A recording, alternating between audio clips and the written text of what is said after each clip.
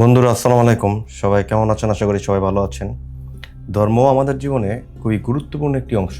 প্রত্যেক ধর্মের প্রতি মানুষের শ্রদ্ধাশীল থাকা উচিত এবং শ্রদ্ধা করা বা সম্মান করা আমাদের নৈতিক দায়িত্ব। কিন্তু দুঃখজনকভাবে কিছু কন্টেন্ট ক্রিয়েটর সামাজিক মাধ্যমে এমন কিছু কন্টেন্ট তৈরি করছে যা সরাসরি মানুষের ধর্মীয় অনুভূতিতে আঘাত করছে।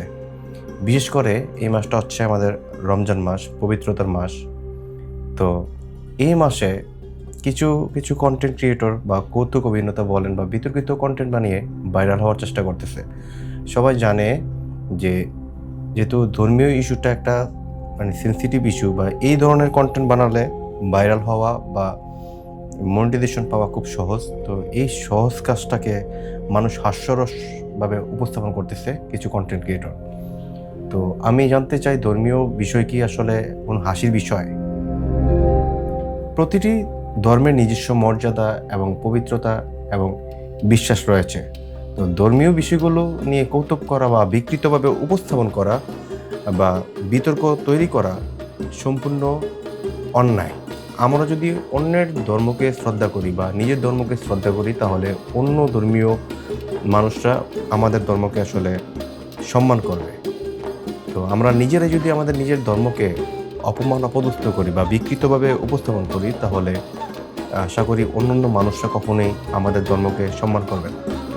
তো আমি কোন বিষয়টার কথা বলতেছি, আপনারা দেখবেন যে কিছু কিছু content creator, maximum content creator, আজকে আমি ফেসবুকে দেখলাম যে রাস্তা দিয়ে যদি কোনো মানে হেঁটে যায়, এটা এরকমভাবে উপস্থাপন করতেছে যে রমজান মাসের আগে মেয়েদেরকে খুব বিকৃতভাবে আপনার ইপটিস করতো, আর বর্তমানে রমজান মাস আসার পরে মেয়ে দেখলে তারা মুখ লুকিয়ে থাকতেছে, বা রাস্তায় থাকলে তারা অন্য জায়গায় মুভমেন্ট করতেছে। তো এই ধরনের কন্টেন্টগুলো কি আসলে ইসলামে কি আমাদেরকে এটা শিখিয়েছে? আমাদের রমজান মাসে আমাদের আরও সংবেদনশীল হওয়া উচিত, বা আরও নৈতিকতা দায়িত্ব দেখানো উচিত। অন্য অন্য কন্টেন্ট নিয়ে আসলে কন্টেন্ট বানাক, আমার তাতে কোনো সমস্যা নাই। কিন্তু যেহেতু এটা রমজান মাস, পবিত্র একটা মাস, এই মাসে একটা ইবাদতের মাস, এই মাসে এই ধরনের কন্টেন্ট বা নেচার, পাবলিকের নেচারগুলো যদি এরকমভাবে দেখানো হয়, তো আমার মনে হচ্ছে যে এটা আসলে ধর্মীয় অনুভূতিতে আঘাত হানে। তো আমি বলবো তারা কন্টেন্ট বানাক, ফানি হাস্যরসভাবে উপস্থাপন করুক, তারা টাকা পয়সা ইনকাম করুক, আমার তাতে কোনো সমস্যা নাই। কিন্তু তারা সহজে ভাইরাল হওয়ার জন্য এরকম ধর্মীয় অনুভূতিতে আঘাত হেনে বা এই ধরনের কৌশল অবলম্বন করা আসলে আমার কাছে নেহাত অন্যায় মনে হয়েছে। কন্টেন্ট বানানোর স্বাধীনতা সকল মানুষেরই আছে, কিন্তু সেটি যেন ধর্মীয় অনুভূতিতে আঘাত না আনে, এটা আমাদের খেয়াল রাখতে হবে। হাস্যরস তৈরি করতে চাইলে অন্য সামাজিক বিষয়বস্তু নিয়ে আসলে কাজ করতে পারেন। তো যেহেতু এটা ধর্ম, এটাকে না আনাই শ্রেয়। যে কোনো কন্টেন্ট ধর্মীয় অনুভূতিকে ছোট করবে সেগুলো বর্জন করা উচিত, এবং তার বিরুদ্ধে প্রতিবাদ করা আমাদের দায়িত্ব।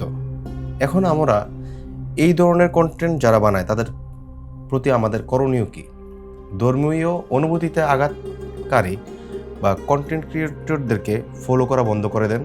তাদের কন্টেন্ট রিঅ্যাক্ট বা শেয়ার করা থেকে বিরত থাকুন।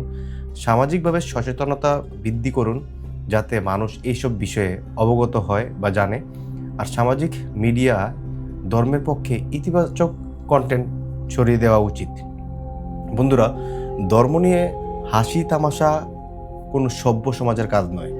আমাদের সবার জানা উচিত নিজ ধর্মের প্রতি যেমন শ্রদ্ধা রাখা, তেমনি অন্য ধর্মের প্রতিও শ্রদ্ধাশীল থাকা। আপনারা কি মনে করেন অবশ্যই কমেন্ট করে জানাবেন। আর যারা এই ধরনের কন্টেন্ট বর্তমানে প্রচার করতেছে তাদেরকে আনফলো করুন, সাবস্ক্রাইব করে থাকলে আনসাবস্ক্রাইব করুন।